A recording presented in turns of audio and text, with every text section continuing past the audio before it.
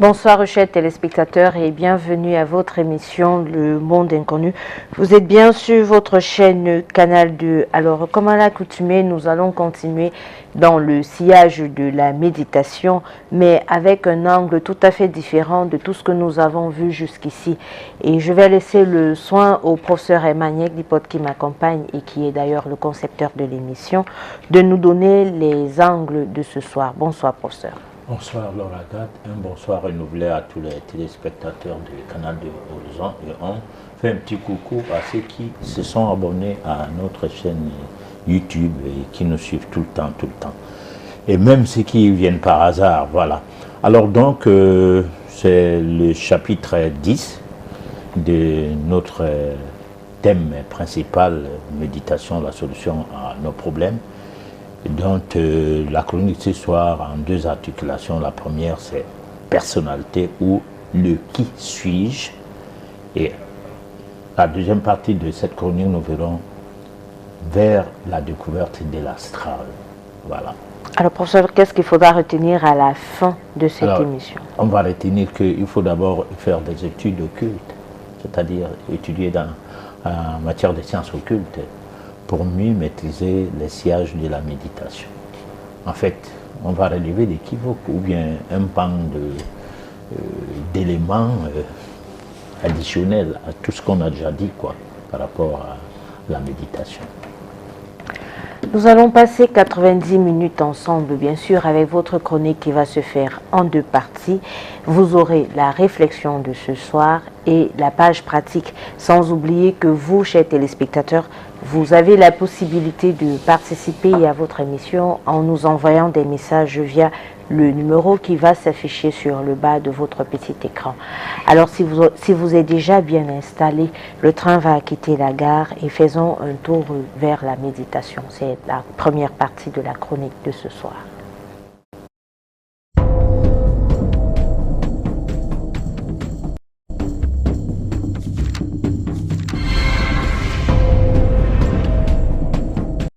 Méditation, la solution à nos problèmes. Chapitre 10. Personnalité ou le qui suis-je. Revenons en arrière et voyons quelques décalages des dictionnaires qui définissent simplement la méditation comme le fait de penser ou de réfléchir. Penser et réfléchir n'étant autre chose que ce qui ferait partie des attributs qui donne plus de valeur à l'être que nous sommes au-delà de notre dimension animale. L'étude de notre personnalité importe pour beaucoup dans la connaissance de qui sommes-nous. Malheureusement, nous, les habitants de la planète Terre, la question de la liberté nous importune. À analyser en profondeur ce qui se passe entre nous vis-à-vis de cette question, ceci laisse constater que la liberté se situe dans la cime d'une énigme difficile à expliquer les tenants et aboutissants. D'abord parce qu'elle est un patrimoine quasi identique chez tout le monde et pourtant plus difficile qu'elle soit la chose la mieux partagée pour tous. Vraisemblablement, la vie de notre monde est une jungle très étendue faite de prédateurs qui sont autres que nos semblables. Si la liberté est très difficile à acquérir globalement dans l'ensemble, il est encore plus difficile de l'acquérir de manière individuelle, parce qu'elle est le plus important bien, qu'elle est essentiellement la base de notre patrimoine inné. S'approprier d'elle dans sa totalité, sans parler de libertinage, cela serait la grande préoccupation que se doit chaque personne. Mais il va sans dire que la préoccupation majeure est à se donner de réponses sur comment trouver d'abord le chemin qui conduit vers la liberté personnelle. Autrement dit, cela se passerait au cours de notre existence comme si poursuivre la vie est un phénomène qui est semblable aux marches de l'escalier. Les marches de l'escalier ou d'échelle matérialisant l'ascension ou l'évolution. Alors, dès la première marche, l'évidence y commence comme étant la base plus importante par rapport aux autres marches. Cette échelle donne des réponses dans la question personnelle de son existence. Qui suis-je ensuite? Pourquoi suis-je là? Et cette autre question encore, qu'est-ce que je fais ici? Et parce qu'on ne pense pas à la mort, on oubliera cette autre question, que deviendrons-nous après notre transition, notre mort? Ces pensées existent depuis la nuit des temps, c'est-à-dire depuis l'époque lointaine. Depuis nos aïeux, l'homme a commencé à penser. C'est même grâce à de telles pensées que l'homme, qui est aussi du monde animal, a pu finalement développer des attributs humains, le différenciant des bêtes pourtant du même monde que lui. Et le voilà en voie de devenir un être humain. Certes, les questions dont il se pose depuis des millénaires, c'est dans le but de maîtriser les fondamentaux de l'humanité en vue de réaliser de manière conséquente des actes occultes spirituels suite à l'observation et à l'expérimentation. Mais un grand nombre de ces questions est resté jusqu'ici sans réponse, si bien que de nos jours, il continue à se les poser. Ceci étant, la nature des choses, de tous ces phénomènes occultes et mystiques, voudrait qu'il y ait une concentration dans l'observance et l'adoption de pratiques adéquates avant qu'une expérimentation ne soit envisageable. Résultat, un instrument appelé méditation serait idoine pour la divinisation de tout un chacun. Cet instrument donne un sens à la personnalité de tout pratiquant de la méditation, car il transforme fondamentalement celui-ci. C'est vrai que le mot méditation a un sens différent suivant les personnes, mais n'empêche que, de nos jours, la méditation puisse permettre la maîtrise des pensées, l'équilibre mental, émotionnel et physique. Toute personne qui s'engage dans la spiritualité fera un pas de géant grâce à la méditation, car elle lui permettra de réaliser sans faute la maîtrise de son être intérieur en vue de mieux accomplir sa mission dans ce monde. Alors, professeur, le lien entre la méditation et la personnalité, parce que jusqu'ici, moi, je n'ai pas cerné ce lien-là. Ouais.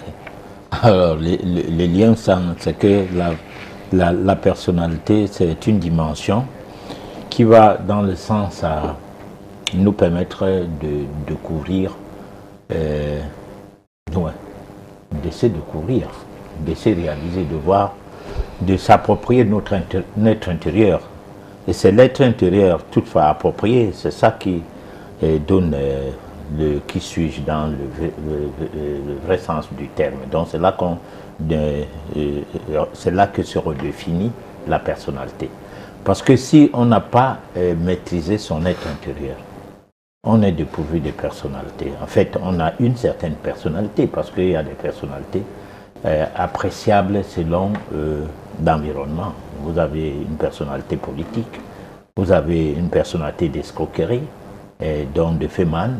Et si les fémans sont dans le groupe, ils peuvent identifier l'un de leurs comme étant le champion, c'est-à-dire quelqu'un par qui on obtient des idées. Alors, qui façonne une certaine des manœuvres qui permettent de gagner de l'argent dans leur milieu. Alors, donc là, on a une personnalité du milieu. Alors, si nous parlons métaphysique, la personnalité n'est pas une histoire des diplômes ou une histoire d'hégémonie ou une histoire je ne sais pas quoi. La personnalité, c'est rédimension, c'est redimensionner l'être intérieur. Voilà. Alors, mais professeur, on sait que les personnalités, il y en a autant qu'il y a d'êtres humains sur la Terre. Alors, comment est-ce que la méditation pourrait donc arriver à donner un sens à ces personnalités qui sont aussi nombreuses que les êtres humains sur la Terre? Alors, justement, c'est pour cette raison qu'on a dit que chacun a sa façon de percevoir, autant pour moi, chacun a sa façon de percevoir la méditation. La méditation n'est pas une histoire, parce que on aurait dû commencer à donner des exercices de méditation qu'on se serait porté en faux. Ce n'est pas une histoire de prière, ce n'est pas une histoire, je ne sais pas comment qualifier ça, ce n'est pas une histoire de selon quelqu'un. c'est une histoire d'une certaine logique qui serait universelle. Mais malheureusement, chacun de nous a sa logique. Et dans sa logique personnelle ou dans nos logiques personnelles, nous pouvons avoir notre manière de percevoir ou de reconnaître la valeur de ceci ou de cela. Ou alors, ce qui est valable pour nous peut ne pas être pour autant valable. Mais ça sera quand même valable pour nous. C'est comme chaque pays a ses lois. Hein, et les lois de chaque pays ne sont pas valables lorsqu'on quitte ces pays. Par exemple, la France et l'Espagne sont limitrophes, mais non pas. Ces deux pays-là n'ont pas les mêmes lois. Donc, en fait, la personnalité d'un individu, du moins d'un ensemble d'individus, aurait été une personnalité éduquée sur la même base, qu'on aurait un monde totalement autrement. Comme pour dire ceci, on a beau, le fait d'avoir étudié une langue dans un groupe, on a beau vouloir parler cette langue selon soi, mais on respecte la grammaire comme tout le monde, on utilise le vocabulaire comme tout le monde. Et donc, bref, on a peut-être des figures de style et peuvent trouver une certaine différence entre une personne et l'autre, mais la langue, le respect de certaines règles pour pouvoir s'exprimer par rapport à cette langue est identique. Alors donc la méditation n'étant pas possible que tout le monde puisse méditer de la même manière, c'est pour cette raison que nous avons préparé à cette chronique une autre donne, c'est-à-dire essayer de voir pourquoi les gens sont-ils différents, et peut-être fondamentalement pas, mais selon leur culture, selon leur environnement, selon leur pays, selon les régions du monde où ils naissent, selon leur culture. Bref, un certain nombre de choses fait en sorte que la différence arrive quand même à se dessiner au-delà des fondamentaux. Parce que les fondamentaux, c'est les tempéraments. Il y a des gens qui,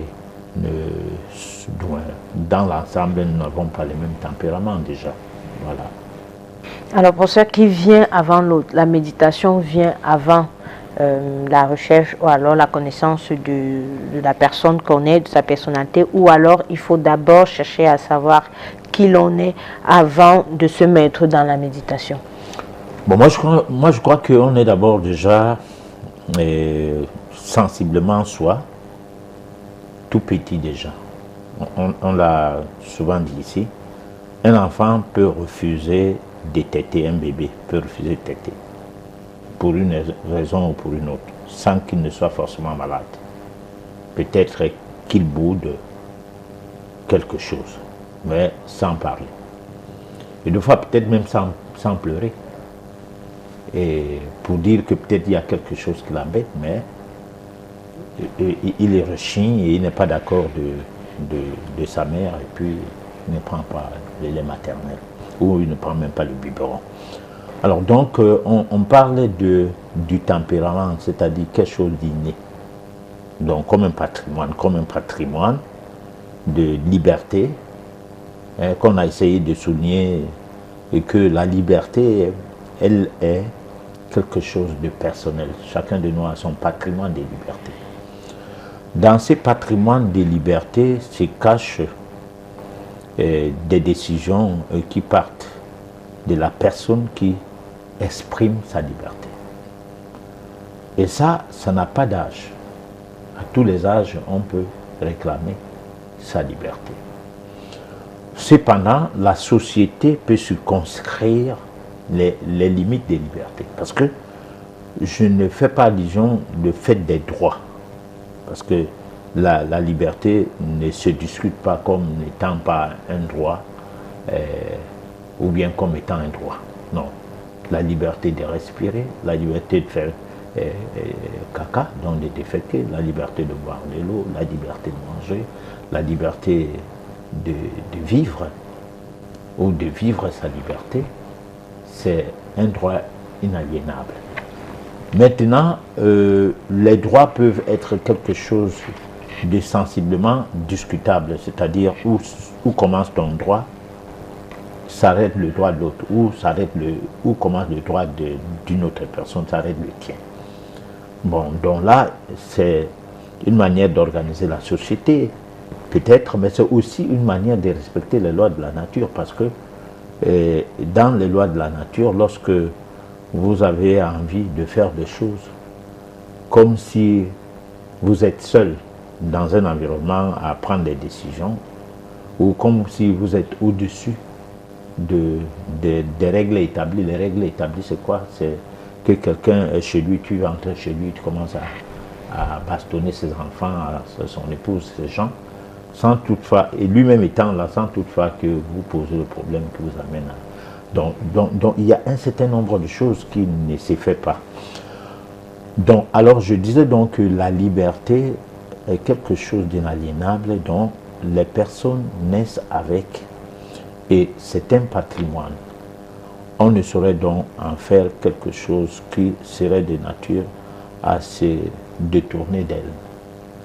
Donc pour moi, c'est le fondament même des possibilités qu'on a à se redéfinir lorsqu'on sait utiliser ces patrimoines-là.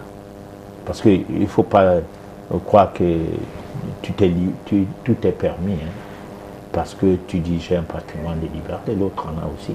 Voilà. Alors, mais professeur, puisqu'on parle de liberté, c'est un patrimoine, mais en même temps, tout n'est pas permis. Alors, à quel niveau ça s'arrête? Je ne sais pas, en métaphysique, comment est-ce qu'on délimite, puisque dans la vie sociale, on dit ta liberté s'arrête où celle de l'autre commence. Autrement, on dit tu es libre de faire, mais il y a des limites, il y a des degrés. Mais non, en métaphysique, puisque nous sommes en métaphysique, on parle de liberté comme un patrimoine. Est-ce que ça veut dire que c'est comme ça, c'est chacun qui fait comme il veut? Non. Au contraire, c'est en métaphysique qu'on apprécie bien la liberté. Si vous êtes un prisonnier, vous pouvez dire que vous ne mangez pas. Vous êtes libre. Vous ne gênez personne. Pourtant, vous êtes prisonnier, c'est-à-dire vous êtes privé de liberté. Ça veut dire que au finish, vous n'avez même pas la liberté de refuser de faire quelque chose. Alors, on a vu ça même avec les bêtes. Les bœufs, quand ils font 40 km, ils s'arrêtent. Jusqu'à ils se reposent. Tu ne peux pas, c'est un troupeau de bœufs, tu ne peux plus les amener à marcher, même 2 pas. Donc même les animaux ont les patrimoines de liberté. Alors dans nos langues on dit en cognara, c'est-à-dire il est tombé le bœuf. S'il faut faire le bassin traduit. Donc le bœuf il dit bon mais écoutez, là maintenant je ne continue plus à marcher, je me repose d'abord. Je crois que les chevals, la même chose. Bon, c'est ceux qui sont avec ces animaux qui peuvent en dire autant. Nous sommes donc de rien animal. Malgré notre dimension portée à nous amener au degré de se vanter comme quoi nous sommes des humains, nous restons des animaux.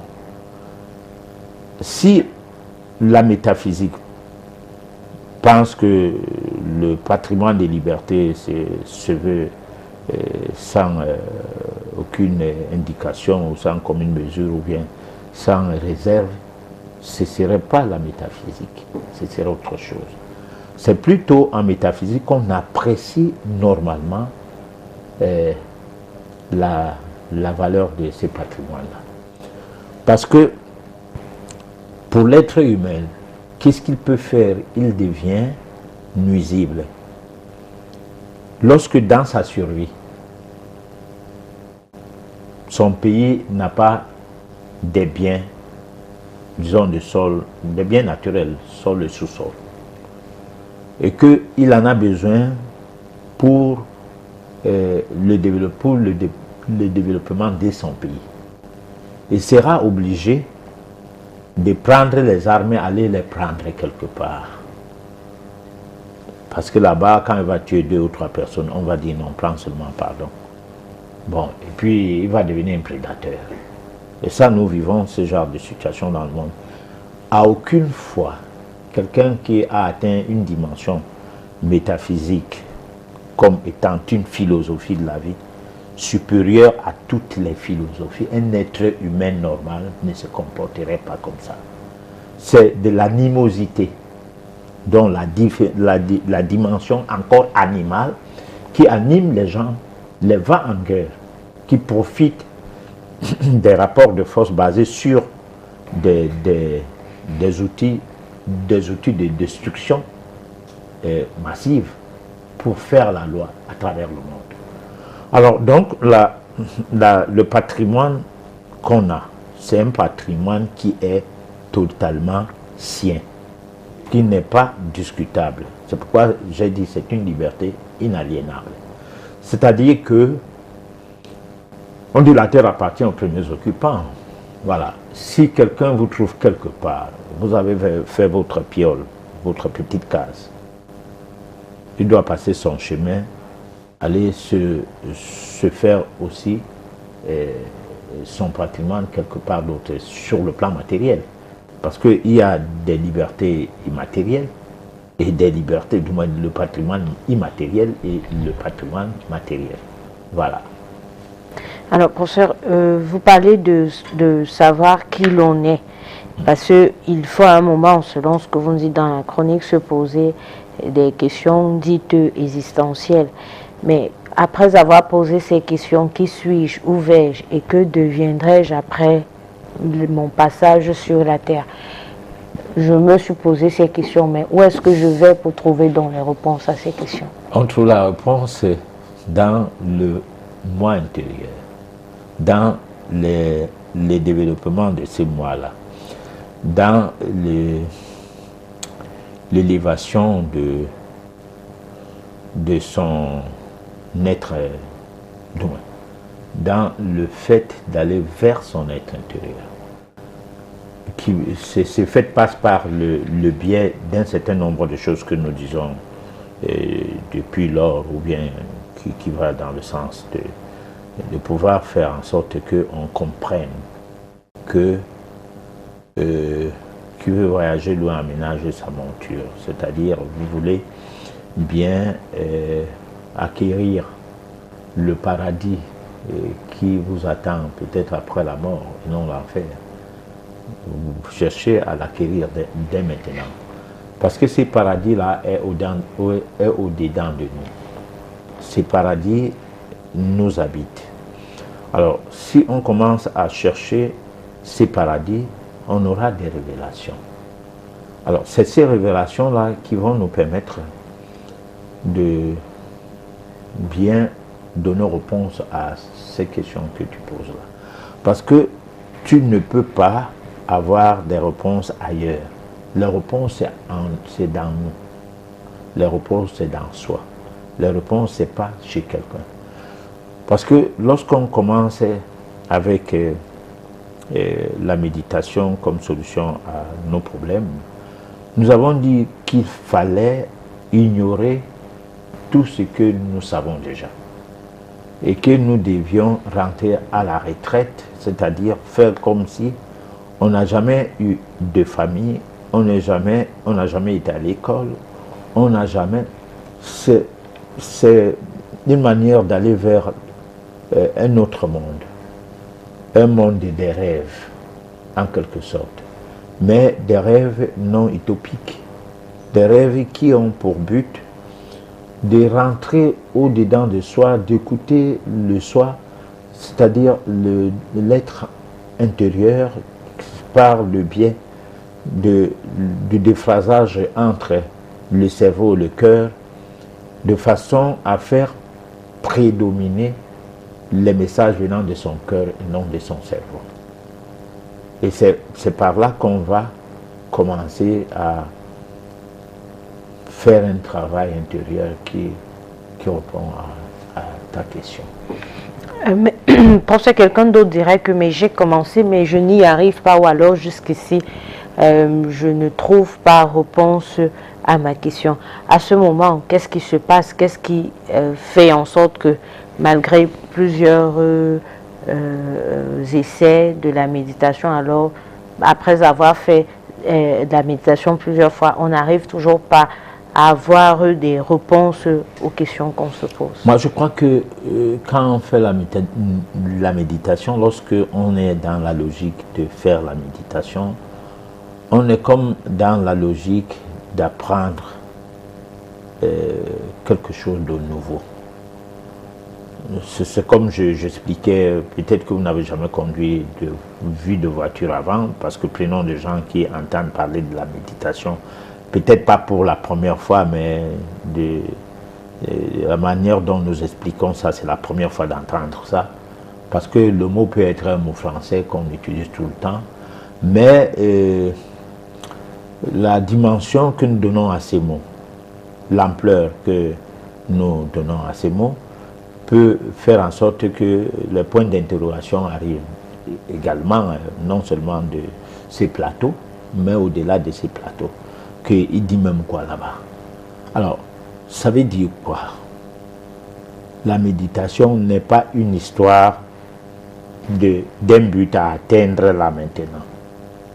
C'est-à-dire, la méditation n'est pas une histoire qu'on veut commencer à méditer pour que demain on obtienne quelque chose, ou bien qu'on retrouve que dans ce qu'on est en train de faire, voilà le résultat.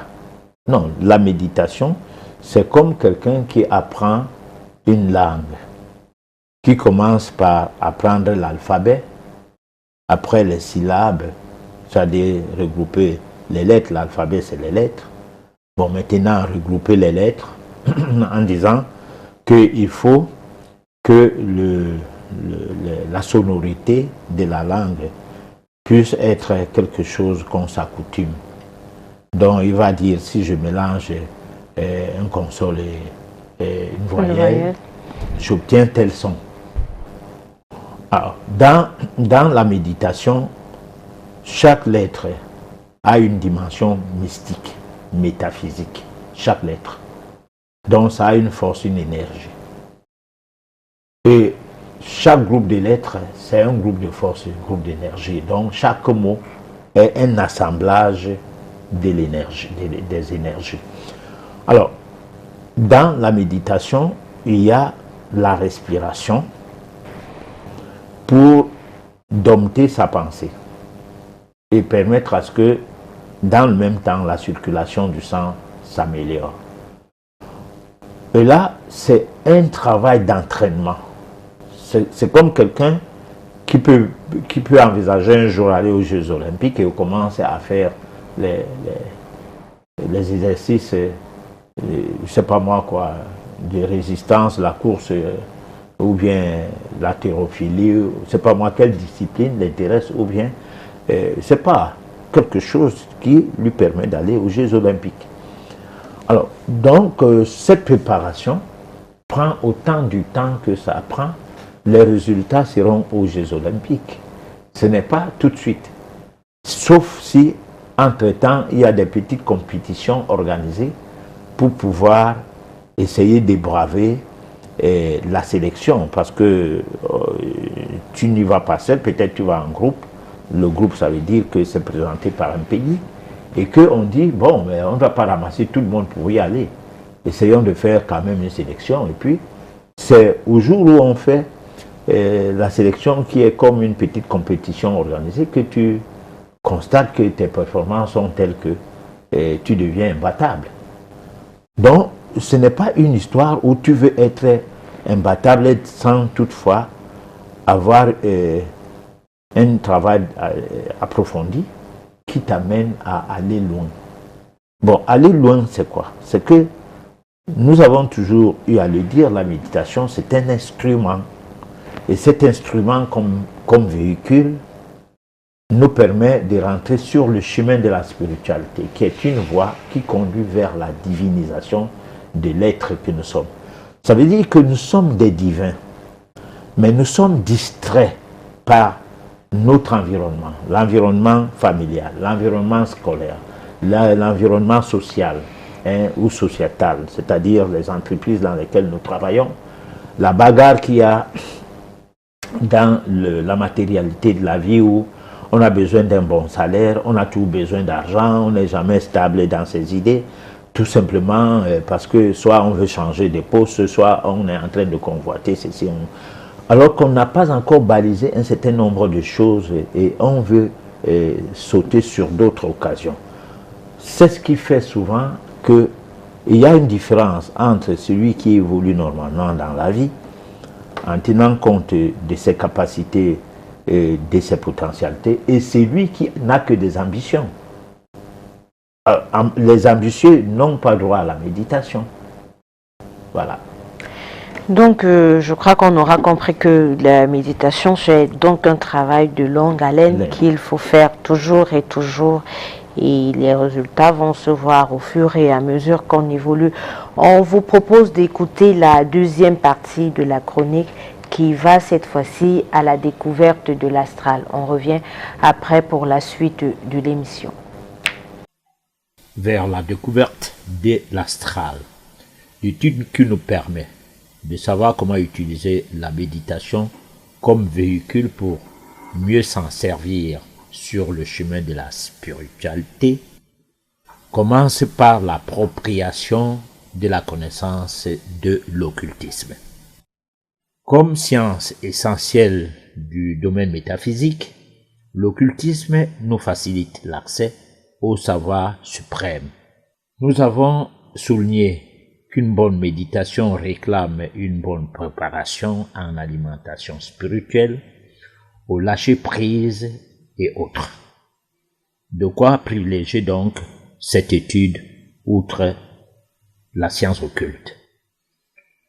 Nous vous proposons ici quelques passages concernant l'astral, calqués des récits de Harry Durville dans sa brochure intitulée Études magiques.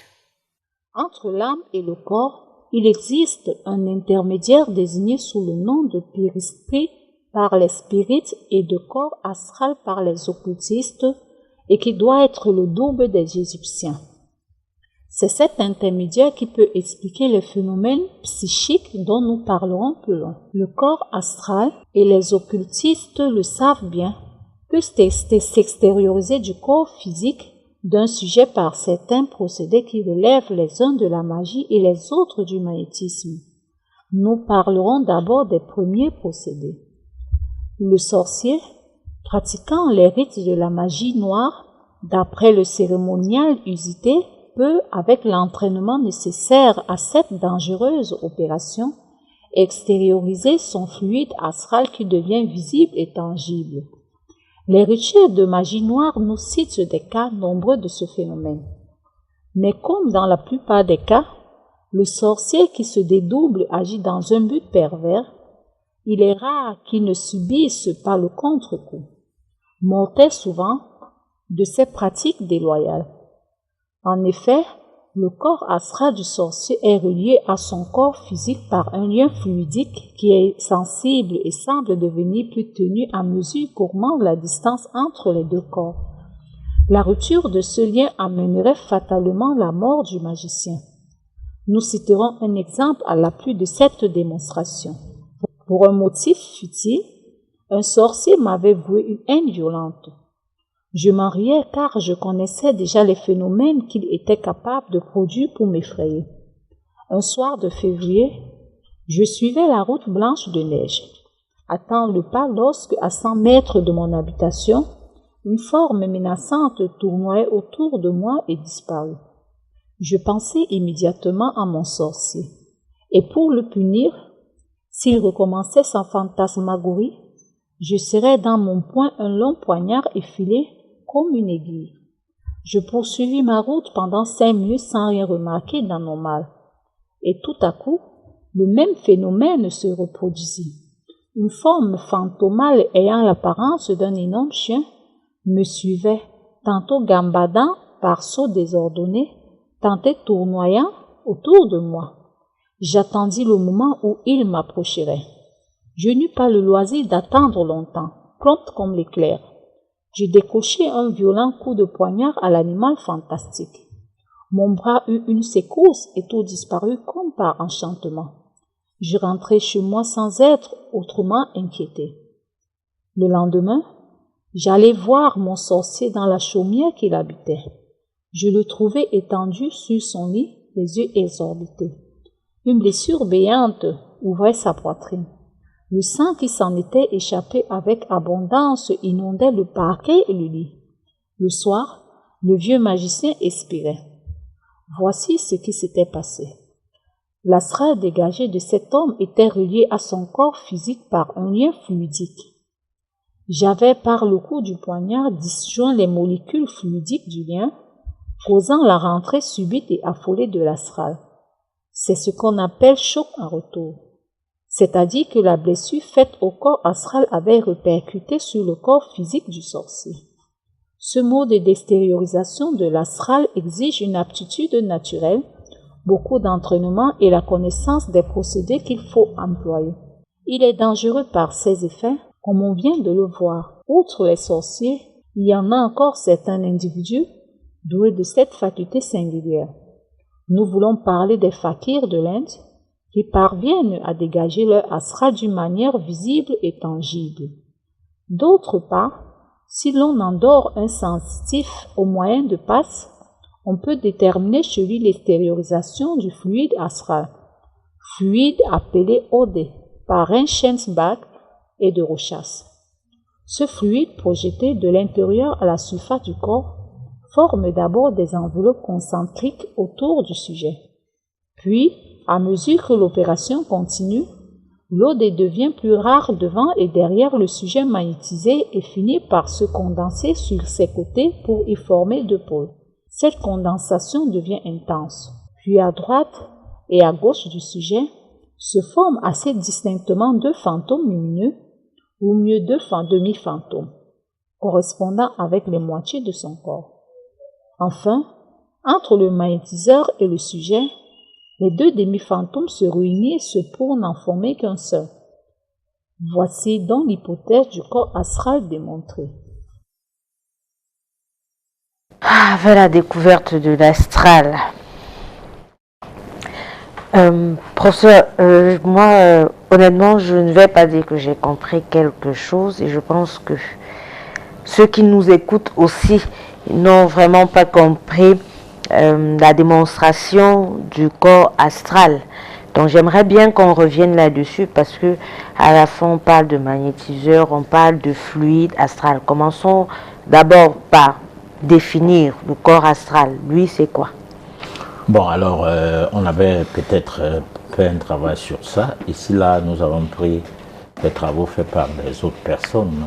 On a cité Henri Derville, c'est des travaux faits depuis. Il parlait de la magie et l'étude de la magie, c'est-à-dire ce qui est considéré comme n'étant pas du commun des mortels. Alors le corps astral, c'est un corps qui ici, selon Derville, est expliqué dans le sens de son double, le doublet de l'homme.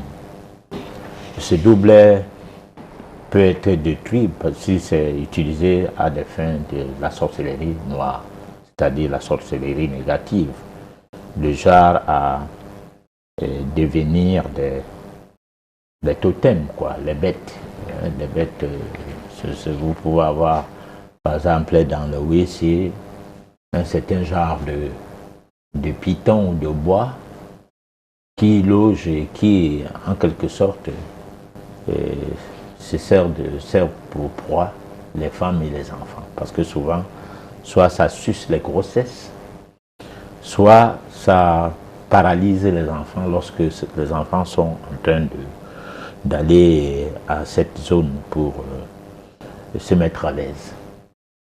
Alors, donc ce doublet peut être détruit, c'est-à-dire si on réussit à toucher ou à blesser ce bois-là, on va réaliser que la personne qui était en train de se transformé en bois. Prenons les termes terre à terre, parce que là nous sommes dans le domaine de la métempsychose.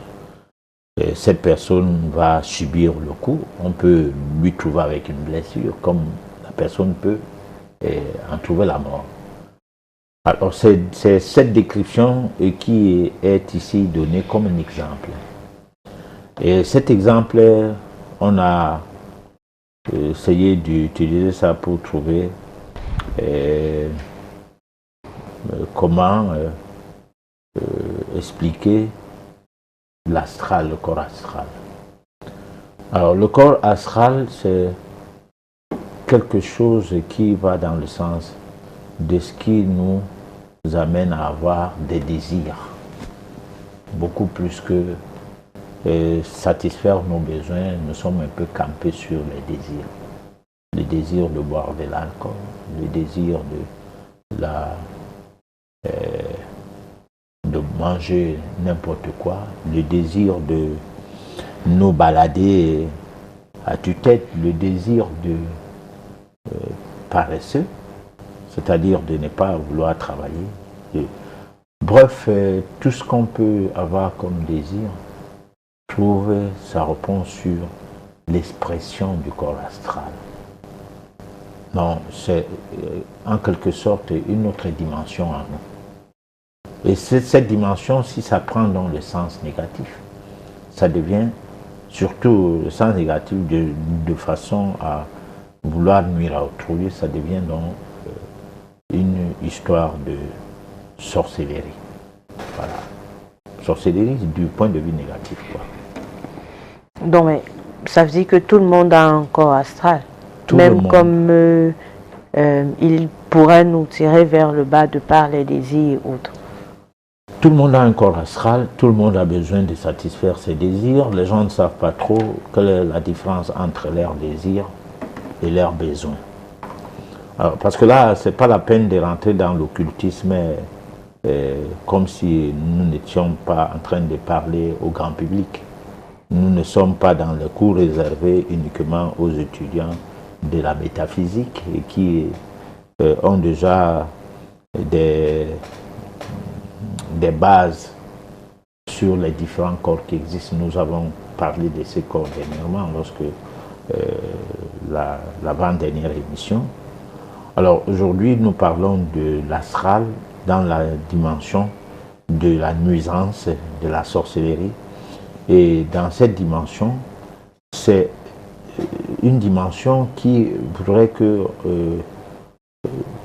tout en répondant à la question que tout le monde a ce double-là, c'est-à-dire le corps astral, mais c'est la dimension de ce que ce corps astral fait en nous, comme ce qui nous serait de nature à ne pas pouvoir nous maîtriser vis-à-vis de certaines choses. C'est-à-dire on a laissé aller à ces besoins-là, à ces désirs-là, sans toutefois que nous nous posons la question, je fume pourquoi, je mange comme ça pourquoi, je bois comme ça pourquoi et tout.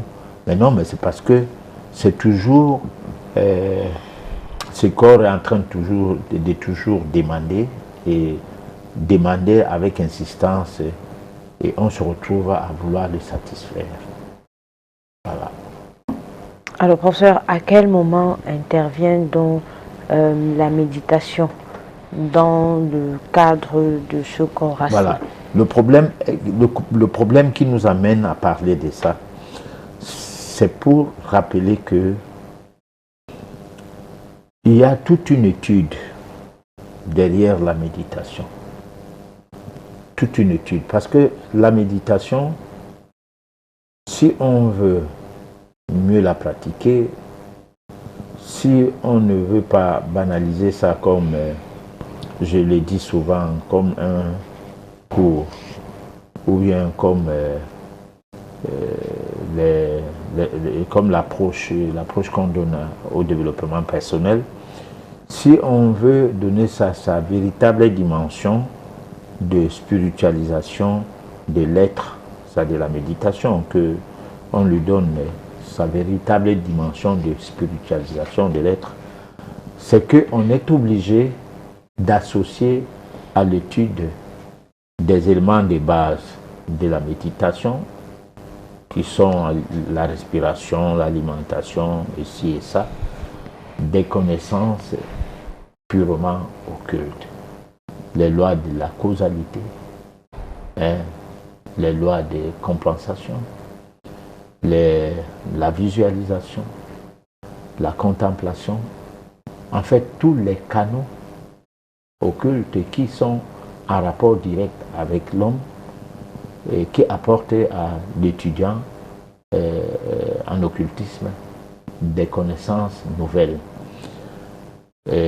disons fragmentées, au point qu'au final, que cet étudiant puisse avoir le fait d'avoir récolté tous ces fragments de connaissances, puisse avoir une connaissance bien assise qui soit globale.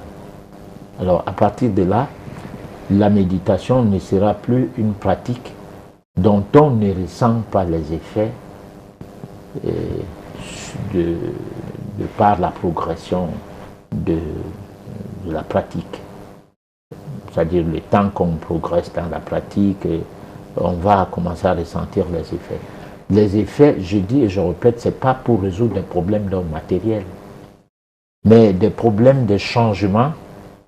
Peut-être qu'on avait des bobos, les bobos là disparaissent seuls sans toutefois qu'on se rende compte. C'est-à-dire il y a une douleur qui vous tarote le dos ou bien la colonne vertébrale quelque part, mais vous ne méditez pas pour ça, vous ne pensez même pas à ça lorsque vous méditez, parce qu'il est bien prévu qu'il faut tout oublier. Je dis ça, je répète, donc on ne médite pas pour son examen, on ne médite pas pour son cancer, son diabète, son hypertension et tout. Ça, c'est des méditations peut-être appliquées ou, je sais pas moi, profondes, je sais pas, on peut donner une certaine... il y a des dénominations qu'on donne à toutes ces méditations qui entrent ici et là dans la vie des gens.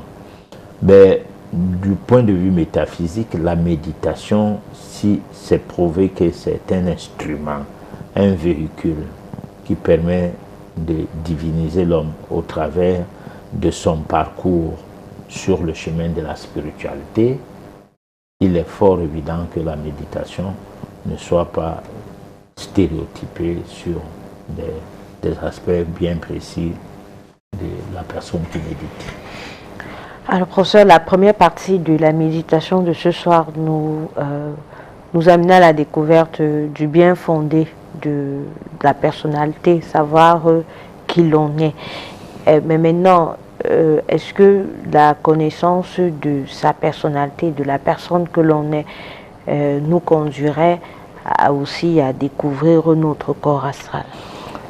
Bien évidemment, nous ne pouvons pas avoir une assise sur notre personnalité si nous pensons que c'est juste une certaine façon de réfléchir sur ce que nous sommes ou de qui nous sommes, quoi. C'est tant bien que mal lorsqu'on mène une recherche approfondie sur les différentes dimensions du corps humain, d'abord du point de vue physique, comme pour parler de biologie, de physiologie et de je sais pas moi quoi, qu'on peut aussi aller parce que il y a par exemple la dimension sanguine, la dimension lymphatique, la dimension énergétique, et au-delà on peut parler de la dimension subconsciente, supraconscience et tout. Alors toutes les dimensions font partie des systèmes. C'est lorsque on étudie le système circulatoire, on est dans la dimension sanguine. Lorsqu'on étudie le système lymphatique, on est dans les lymphes. Bon, donc, dans tout cela, il y a par exemple, l'étude qui permet de savoir comment circule l'énergie dans le corps. L'énergie, ici, il y a le côté subtil de l'énergie où, avec des ampoules qu'on appelle les chakras, qui sont en même temps des fleurs ou des fleurs à pétales selon les orientaux. Donc, le développement de ces chakras fait briller en l'homme, en quelque sorte, certains points de leur corps, de son corps, l'homme, son corps. Alors, ces points-là qui brillent ne brillent pas sur le fait de faire voir ça à une personne que voilà, ça brille. C'est vrai qu'il y a des outils comme, par exemple, le fait Kirlian, qui permet de détecter des vibrations en termes d'énergie quantifiée, dont on parlait de l'effet quantique. On peut bien brancher les ampoules sur un être humain et ces ampoules-là puissent donner de la lumière. Mais ce n'est pas forcément de ça qu'il est question. Ce qui est question, c'est une autre dimension de développer les différents points de chute ou de condensation d'énergie, comme les terminaux, comment on peut appeler ça, des flux nerveux. Bon, maintenant, avec ça, dans la méditation, on récupère ça pour, comment dire, pour permettre à ce que la circulation de l'énergie, la circulation du sang, la circulation lymphatique, tous les systèmes puissent fonctionner normalement. Alors, ce fonctionnement-là, ce n'est que dans le domaine occulte qu'on relativise ça avec les différents corps qu'on a, c'est-à-dire de la science occulte. Dans le domaine classique, ne demandez pas au médecin de vous expliquer déjà le déséquilibre acido-basique. Lui, il est dans l'infectiologie. Ne lui demande pas de te dire de fond en comble comment fonctionne la cohabitation entre le système lymphatique et le système circulatoire, c'est-à-dire le système sanguin. Bon. À un moment donné, lorsque nous voyons comment les prescriptions se passent, et lorsque nous voyons exactement la dangerosité des produits qu'on prescrit, on comprend qu'il y a quelque chose qui ne marche pas chez les prescripteurs des médicaments. Alors, à partir de là, je dis et je répète que on a l'impression que c'est une certaine science, mais ce n'est pas vraiment une véritable science.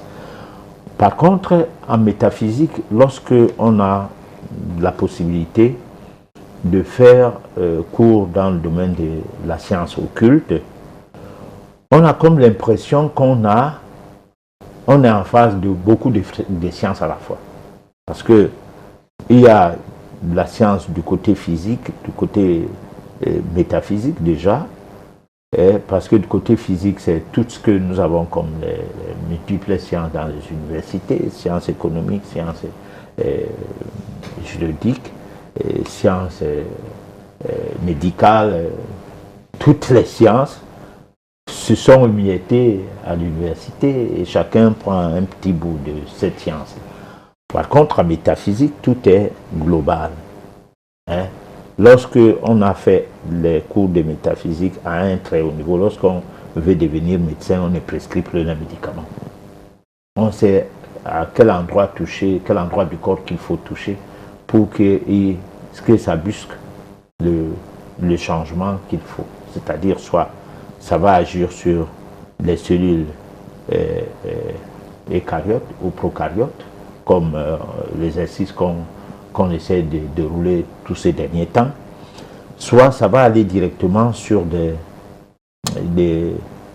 rééquilibrage des perturbations qui ont amené le déséquilibre acido-basique. Tout comme on peut tout simplement magnétiser de l'eau et donner à quelqu'un, on lui dit, bon, écoute, tu bois cette eau à la place du paracétamol et tu te reposes un peu. Tu lui donnes 30 minutes de repos. Ce n'est même pas une histoire d'aller dormir. C'est-à-dire, on magnétise un verre d'eau qu'on magnétise normalement, et puis on fait boire ça à quelqu'un. Au bout d'une petite période de repos, la personne peut aller travailler.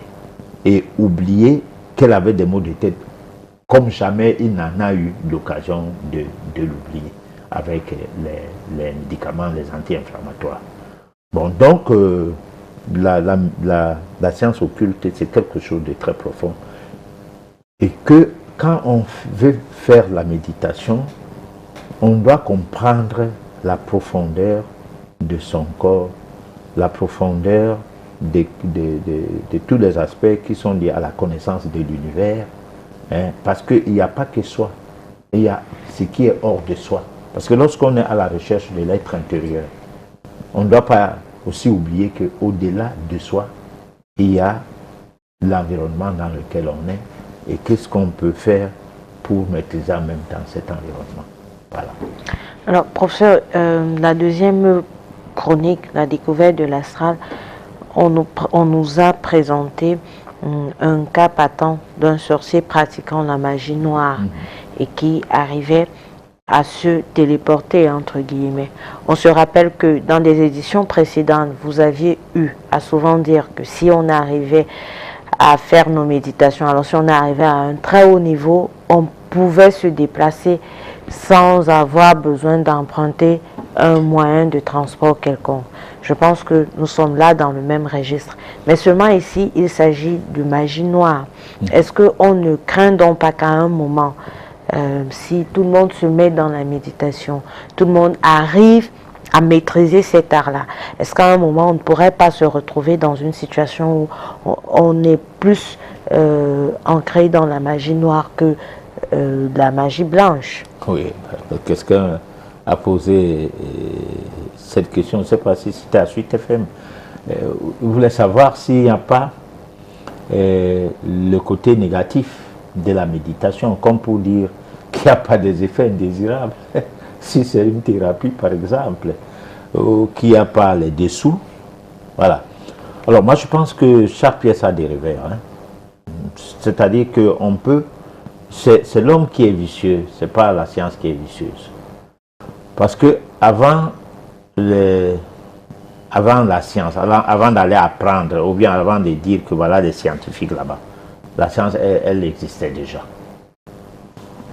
Alors, maintenant, c'est les gens qui sont allés apprendre cette science-là qu'il faut blâmer lorsqu'ils l'utilisent mal. Parce que, par exemple, lorsqu'on fait l'arme à feu, on appelait ça le bâton à feu. Bon, personne ne savait que plus tard on va faire des bombes atomiques. Donc, l'appétit vient en mangeant. On s'est retrouvé avec des armes chimiques et tout, parce que ça a évolué dans la course de l'armement. Alors, je pense que le fait de baliser,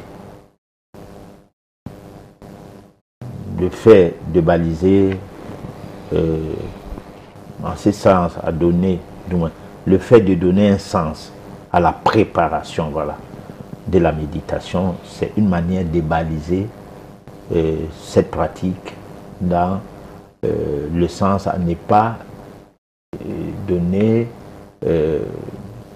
la chance aux praticiens de la métaphysique, du moins de la méditation, comme quelque chose qui servira à s'auto-détruire.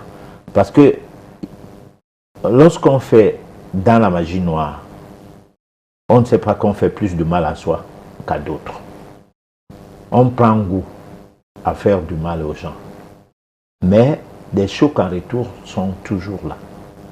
Et il faut faire attention avec des chocs en retour, plus attention qu'à ce qu'on fait. Parce que à ce que tu fais, tu ne fais pas attention, mais pourtant, tu te mets dans un piège. Donc, la méditation, c'est quelque chose que lorsque on a fait des études d'occultisme, c'est-à-dire on sait ce qui est bon, parce que dans l'occultisme, là c'est donc la science qui te permet de savoir le mal et le bien. C'est-à-dire qu'est-ce que c'est, sans toutefois ça soit un problème de logique individuelle, personnelle. Nos logiques personnelles veulent que tout ce que nous trouvons de bon, c'est ce qui est bon. Alors, dans nos logiques individuelles, nous avons notre façon de percevoir la vie qui est intéressante et que nous voulons imposer à d'autres. C'est ce qui est d'ailleurs qui a créé l'hégémonie du monde occidental sur le monde entier. C'est-à-dire c'est des personnes qui, selon leur pensée, tout le monde doit suivre ça. Donc c'est des personnes dont la pensée unique existe dans leur tête, comme du moins leur pensée existe comme pensée unique pour le monde entier. Alors à partir de là, c'est sans les insulter, mais ça traduit la minabilité de l'individu, c'est-à-dire le manque d'évolution spirituelle chez l'individu qui a ces comportements. C'est-à-dire même dans la maison, où tu es le père de famille, c'est seulement ce que tu penses qui est valable pour tous tes enfants. Malgré leur âge, malgré leurs recherches, malgré leurs efforts à être utiles dans la collectivité, parce que peut-être vous étiez un monsieur qui ne fait que boire de l'alcool, vivre sa vie comme ça et il s'en fout. Vous ne faites aucun effort pour aider les gens. Vous avez même des enfants. Bon, le fait de les envoyer à l'école, c'était pour votre orgueil personnel. C'est-à-dire qu'il faille qu'on dise que son enfant est aux États-Unis, l'autre au Canada, un autre en Allemagne et tout. Mais aucune base morale de ces enfants. Qu'est-ce qu'ils font là-bas? On s'en fout, on ne sait pas qu'est-ce que c'est. Alors à partir de là, on se retrouve dans une situation où c'est le Femania qu'ils organisent et puis ils viennent construire des maisons au pays. C'est ceci, c'est cela. Bon, tout cela c'est bien beau, mais ça n'a pas de base d'hygiène mentale. C'est-à-dire que c'est pas des gens qui... C'est-à-dire c'est des gens qui vivent comme pour dire je vis une fois, j'attends le dernier jugement, ou quoi alors. Bon, mais si nous sommes dans la logique de vie successive, c'est que tu commets au cours de cette vie. Si c'est positif, tu en récolteras demain. Si c'est négatif, ça va te suivre. Voilà. Donc on va marquer un petit temps d'arrêt et on va donner la possibilité aux téléspectateurs de faire bouger légèrement leur méninge en leur proposant une vidéo. C'est la réflexion de ce soir et qui traite du paracétamol.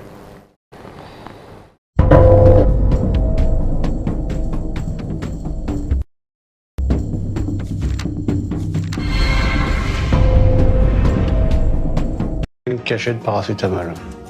Jamais j'imaginais que c'était mortel, quoi.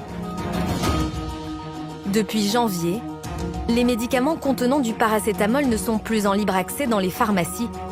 Pour limiter les risques d'accident, Jean-Luc a failli ne jamais se réveiller de cette nuit de cauchemar. Il y a 3 ans, pour calmer de violentes douleurs, il prend du paracétamol, un médicament qui lui semble alors parfaitement anodin. Je rentre du travail et c'est là que j'ai eu des douleurs aux jambes. C'était une douleur tellement affreuse que je voulais que ça s'arrête. Et je réfléchis, je me dis, bah tiens, j'ai du paracétamol. Comme on m'a dit que c'était bon pour les douleurs, je vais en prendre. Et puis j'en prends un. Et puis j'avais tellement mal que j'ai pas attendu que ce qu'il faut, quoi. Alors moi, j'en ai repris un autre. Et donc là, pareil, j'attends. Toujours pareil. En tout, j'ai pris 5 cachets de paracétamol. Je suis arrivé dans le couloir, je suis tombé.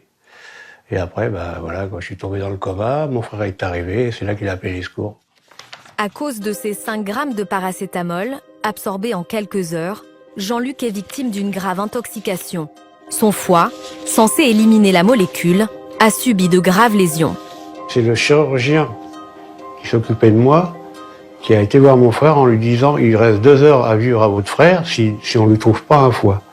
Et en pleine nuit, ils ont trouvé un foie, ils m'ont greffé tout de suite. Et c'est là qu'ils m'ont sauvé. Malgré le compte-rendu de l'hôpital, Jean-Luc a encore beaucoup de mal à réaliser qu'un médicament aussi banal a failli le tuer. Rien que le mot paracétamol, ça me fait froid dans le dos.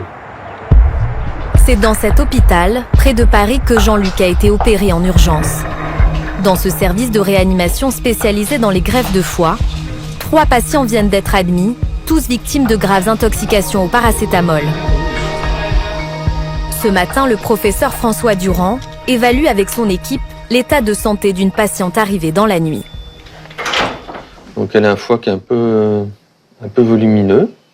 Son histoire, c'est quoi? C'est une patiente de 38 ans qui présente des troubles du comportement alimentaire, donc une patiente qui est potentiellement dénutrie et qui a pris une boîte de paracétamol dans un contexte de migraine d'aggravation progressive. Pour l'instant, on ne l'inscrit pas en liste d'attente de transplantation en super urgence. Situation un peu limite, donc à surveiller de très près.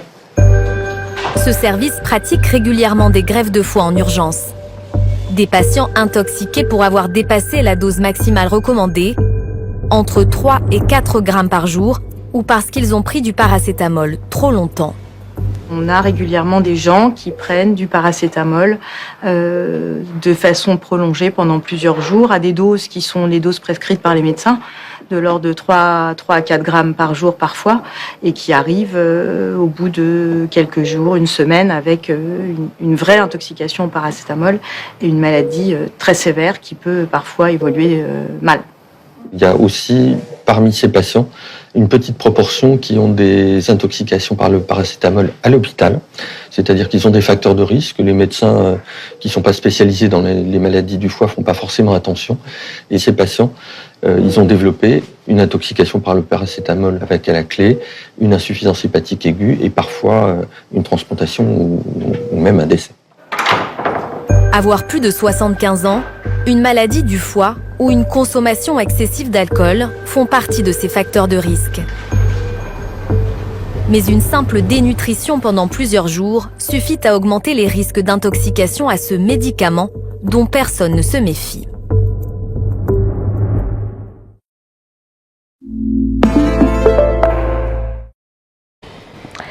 Nous voici de retour sur notre plateau. Je crois qu'il n'y a pas de commentaire à faire sur ce que nous venons de voir, professeur. Moi, c'est pour réfléchir. Hein.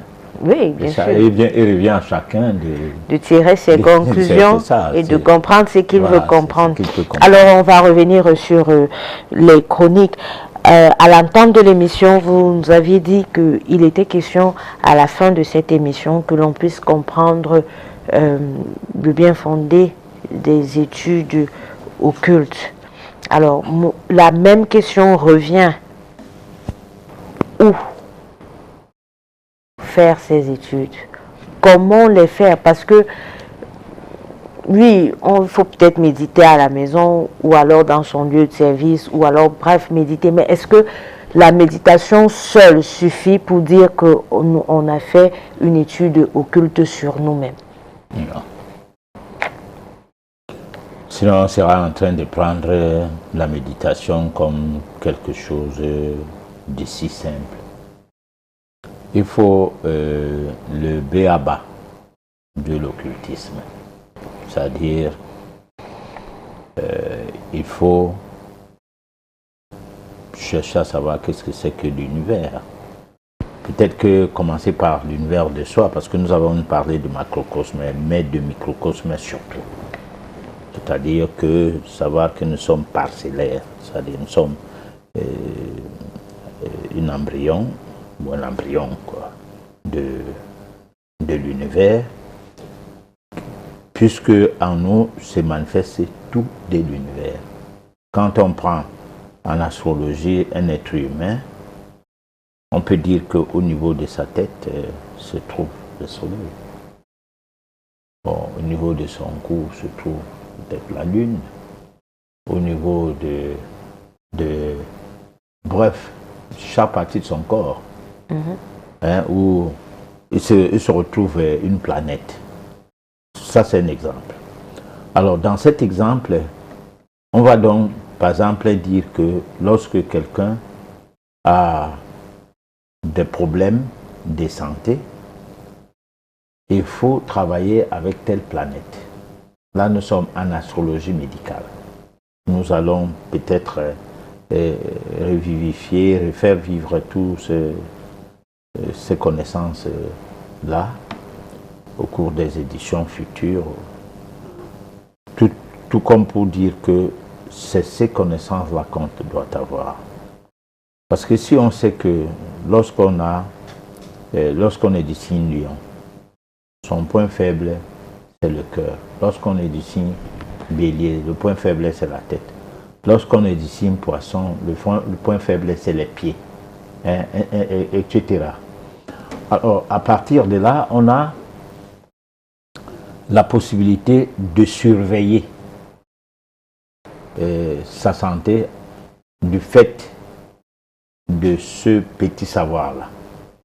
Alors maintenant, si on amplifie ces savoirs jusqu'à s'expliquer, ou bien jusqu'à ce qu'on puisse expliquer exactement comment les choses se passent, là, la personne qui est concernée par ces maladies, ça de la prédisposition à un cancer, et que tu boives les médicaments en lisant dans les notices, et que tu vois ces médicaments peuvent aussi provoquer un cancer, on ne le boira jamais.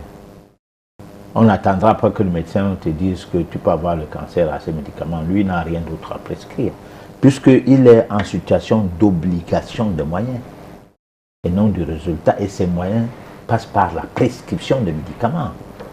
Ces moyens ne passent pas par la connaissance du corps physique et la réponse à donner aux plaintes des malades sans passer par les médicaments. Ça, c'est pas ces moyens là-bas. Bon.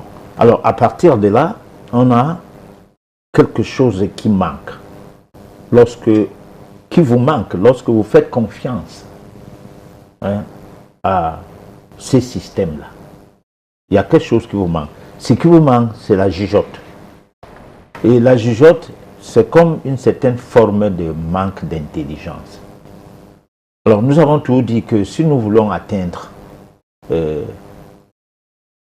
la vérité, nous devons utiliser la réflexion, le raisonnement, et c'est à partir du raisonnement que nous serons en phase avec la raison.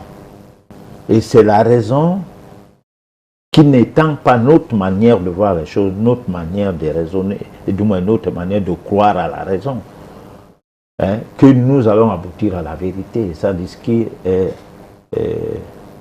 comme vérité va se mettre à notre disposition. Voilà. Alors la méditation à elle seule ne suffit pas. Il faut faire des études occultes vraiment approfondies. Mais malheureusement, il n'y a pas d'école pour ça au Cameroun et peut-être dans le monde entier. Oh, il y a les écoles. On va où donc? Non, il y a les écoles. Le problème, il y a des gens qui sont nés, qui peuvent faire la méditation par le biais du fait que dans leur vie antérieure, c'est des pratiques qu'ils faisaient déjà. Et ils n'ont pas besoin d'une formation parce que c'est déjà là. C'est comme une personne qui peut parler 10 à 15 langues. On s'étonne comment cette personne fait. Ça dit, il suffit que cette personne soit dans un milieu où on parlait une certaine langue pendant un mois. Au bout d'un mois, elle parlait couramment cette langue, sans toutefois prendre le temps à écrire les mots et à relativiser les traductions, la traduction de ce mot par rapport aux langues déjà connues. Il va parler la langue. Donc, c'est des prédispositions que les gens ont à la naissance comme des acquis. Alors, il y en a comme ça en métaphysique. Mais il me dit qu'il n'y a pas d'école. L'école existe à partir du moment où on la cherche. Personne, nous ne sommes pas l'époque coloniale où on arrêtait les gens pour les amener à une certaine école parce que cette école avait pour but d'assujettir les intelligences des gens. Et c'est ce qui est resté jusqu'à aujourd'hui. C'est-à-dire, c'est des canaux qui font la part belle de la sixième hégémonie dans l'école occidentale. Alors, cette école, on a plus de diplômes que le savoir qui est prisé, qui est devant. Alors, mais en métaphysique, c'est une école qui ne rapporte rien sur le plan de la recherche d'emploi. C'est-à-dire, tu ne peux pas aller faire l'école de la métaphysique, on te donne une attestation, tu te pointes dans un endroit où on a besoin des employés, tu postules pour un poste. Sauf dans des sociétés comme les États-Unis.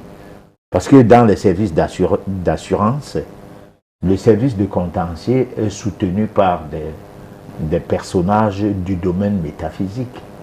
Soit ils ont un diplôme de parapsychologie approfondi, soit ils sont des astrologues, en quelque sorte, ou des numérologues. Donc, pas des numérologues lecteurs des livres, mais des numérologues de la formation, de formation. Alors, parce que dans la formation, on va rencontrer, par exemple, si vous voulez faire la voyance et que vous apprenez juste la voyance de face comme ça, vous allez passer tout votre temps à dire aux gens, ton père, ta mère a fait ceci, ton oncle, c'est en lui, machin et tout.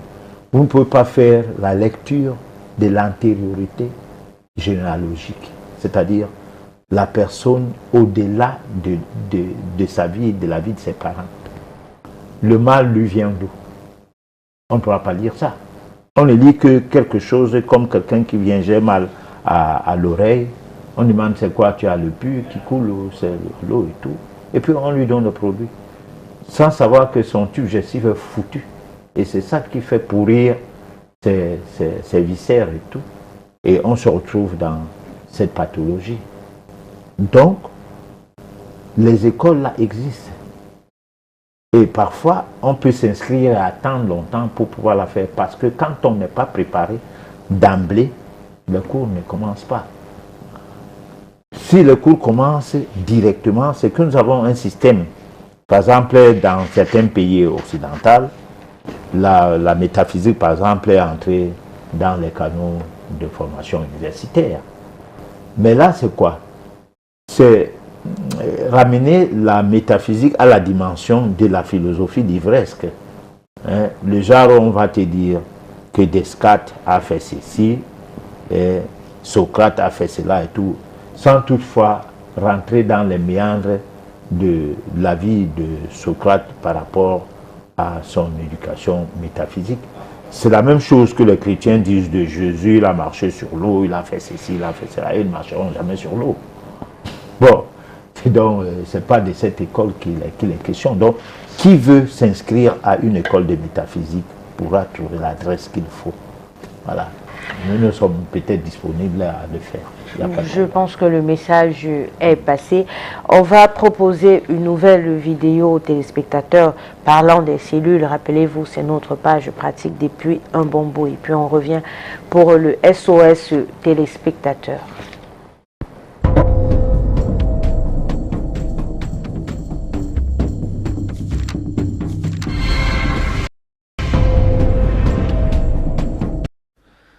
La cellule prokaryote.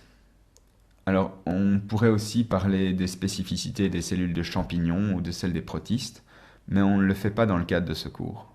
Par contre, une autre sorte de cellule qui va nous intéresser, c'est la cellule des bactéries. Et là, c'est très différent des animaux et des plantes. Alors que les animaux, les plantes, les champignons et les protistes font partie de ce qu'on appelle les eucaryotes, ceux qui ont bien un noyau. Caryon veut dire noyau, et ça veut dire vrai.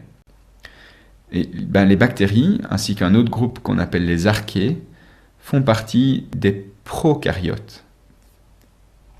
Pro du latin avant, comme les êtres vivants qui sont apparus avant qu'il n'y ait des noyaux. Regardons par exemple une bactérie qui nage dans votre gros intestin. Escherichia coli. Quelle différence y a-t-il par rapport aux cellules eucaryotes? La première, j'ai un peu gâché la surprise, c'est qu'il n'y a pas de noyau. L'ADN est donc libre dans le cytoplasme, pas de noyau pour le protéger. La deuxième différence, plus difficile à représenter ici, c'est la taille. Une cellule bactérienne, c'est de l'ordre de 1 micromètre de diamètre. Donc, 10 à 100 fois plus petit qu'une cellule animale moyenne. Ensuite, regardons un petit peu ce cytoplasme. On y voit beaucoup moins de choses. Pas de mitochondries, pas d'appareil de Golgi, pas de lysosome, pas de chloroplasme, pas de réticulum endoplasmique. En fait, il n'y a aucun organite à membrane dans la cellule. Ce qu'on trouve, c'est uniquement des ribosomes. Et à l'extérieur de la cellule, par contre, on trouve une paroi qui n'a pas du tout la même composition que la paroi de la cellule végétale. Et d'ailleurs, de nombreux antibiotiques attaquent les bactéries en ciblant spécifiquement des molécules sur leur paroi. On retrouve chez beaucoup de prokaryotes également des cils ou des flagelles qui leur permettent de se déplacer. Les prokaryotes sont toujours unicellulaires. Ce sont des êtres vivants constitués d'une seule cellule. Les eucaryotes, par contre, comme vous et moi, peuvent être pluricellulaires, c'est-à-dire faits de plusieurs cellules, ou certains eucaryotes sont également unicellulaires, comme les levures, qui sont des champignons unicellulaires, qui permettent de faire du pain ou de la bière ou du vin, ou encore des protistes, comme par exemple l'organisme responsable de la malaria, qui est un protiste, donc un eucaryote unicellulaire. Un fait intéressant d'ailleurs, c'est que notre corps comprend 10 exposant 14 cellules humaines. Mais on est aussi hôte pour des tas de bactéries qui vivent sur notre peau, dans notre système digestif ou sur certaines parties génitales. Et dont beaucoup de bactéries jouent des rôles très utiles pour nous maintenir en bonne santé. Et le nombre de bactéries qui ont élu domicile sur ou en toi, c'est 10 exposant 15. Il y a donc, sur ou en toi, plus de cellules bactériennes que de cellules humaines. C'est quand même incroyable, non?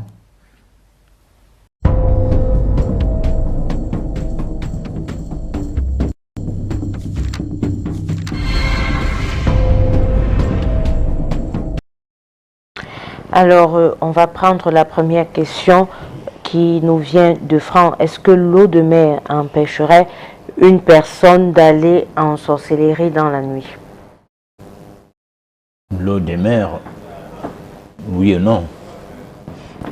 Moi, je pense que il faut pas que les gens soient toujours en train de chercher quelque chose qui doit les protéger sans tenir compte que dans l'ensemble de leur protection,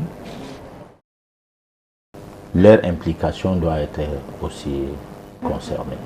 Parce que quelqu'un qui fait des constipations va attirer des ions négatifs, c'est-à-dire des élémentaux au cours de son sommeil, et va manger des choses dans la nuit qui se répercuteront au réveil comme étant une certaine forme d'indigestion indisposant totalement la personne en question.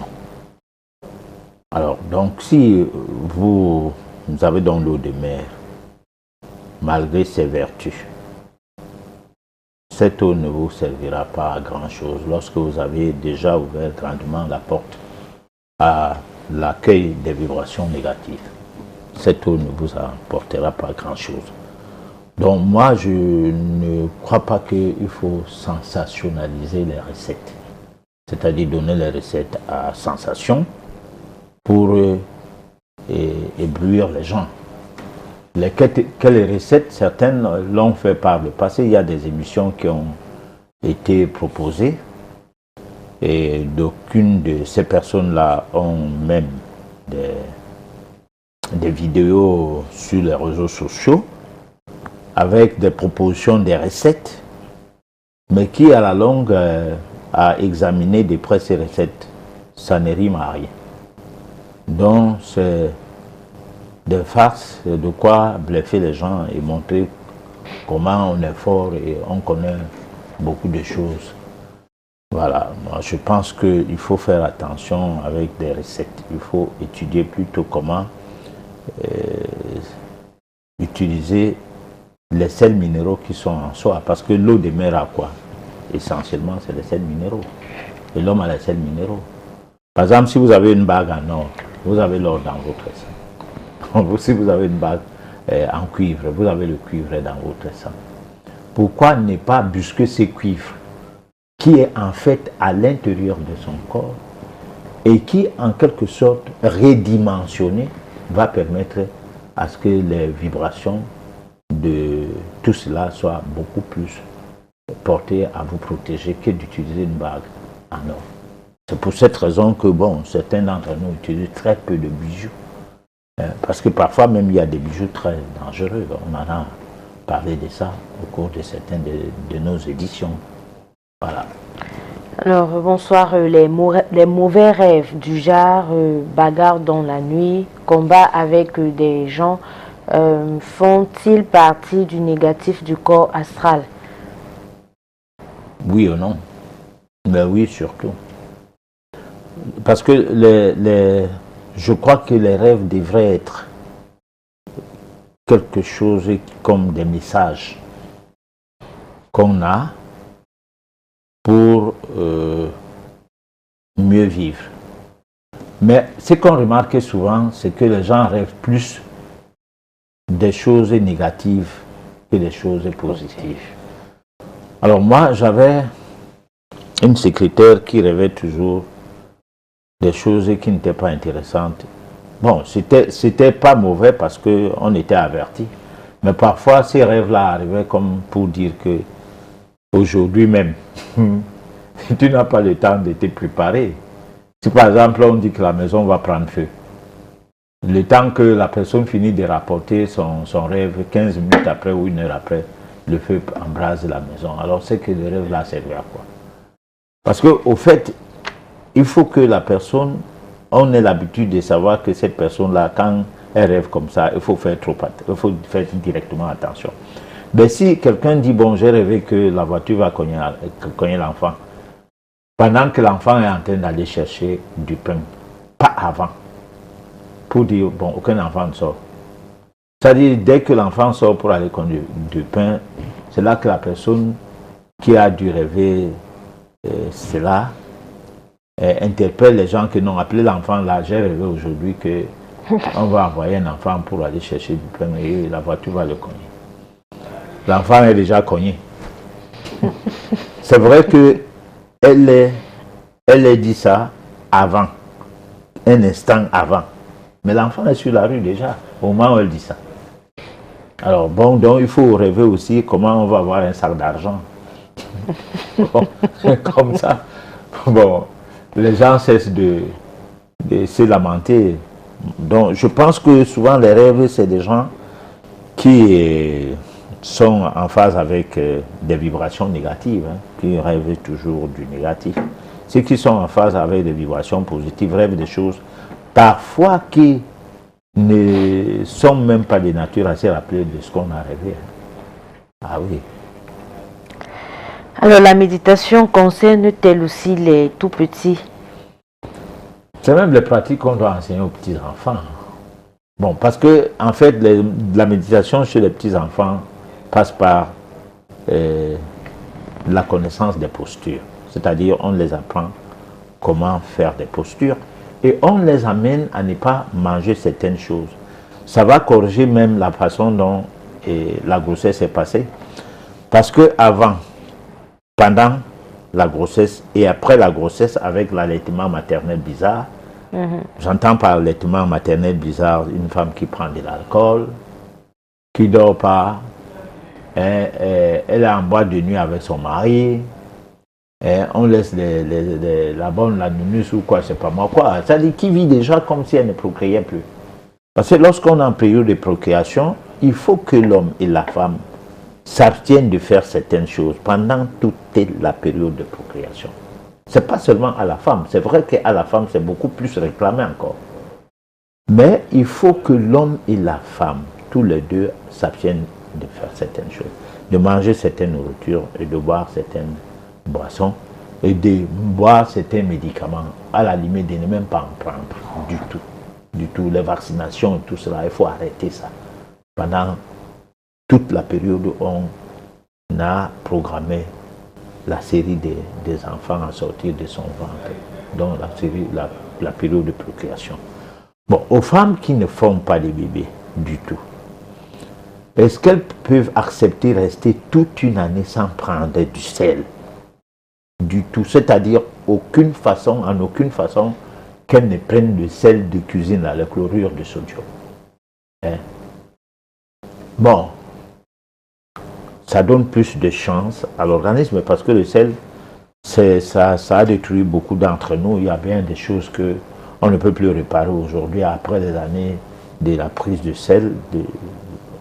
Surtout que c'est quelque chose qu'on ne prend pas avec mesure parfois. Hein. On se retrouve qu'on a pris goût à beaucoup du sel et on ne peut plus en prendre moins. C'est comme le sucre. Tu prends goût à des choses bien sucrées. Lorsque c'est moins sucré, ça devient fade. Voilà. Alors, quelle est la place de la méditation dans l'initiation? Dans l'initiation, la méditation, sa place, c'est que ça rentre comme un élément de l'initiation qui prouve que on est vraiment initié. Bon. Parce que si vous êtes initié comme juste un rituel comme ça, une cérémonie qui va dans tous les sens, mais c'est pas l'initiation ça. Voilà. Alors pour ça, nous sommes arrivés au terme de notre émission.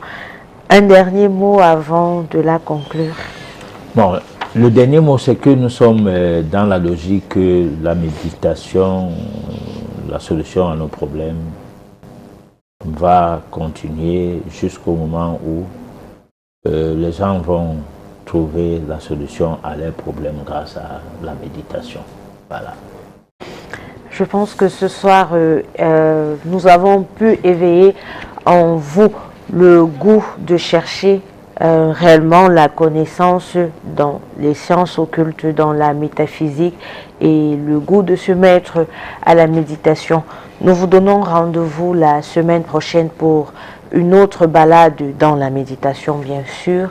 Et d'ici là, je vous souhaite de vous porter bien. N'oubliez surtout pas que vous aviez la possibilité de revoir votre émission sur YouTube dès demain matin. Pour ceux-là qui n'ont pas pu, alors pour les téléspectateurs dont les questions n'ont pas été lues ici ce soir, nous prendrons le soin de vous apporter des réponses d'ici la fin de la semaine. Bonsoir à vous et à mardi prochain.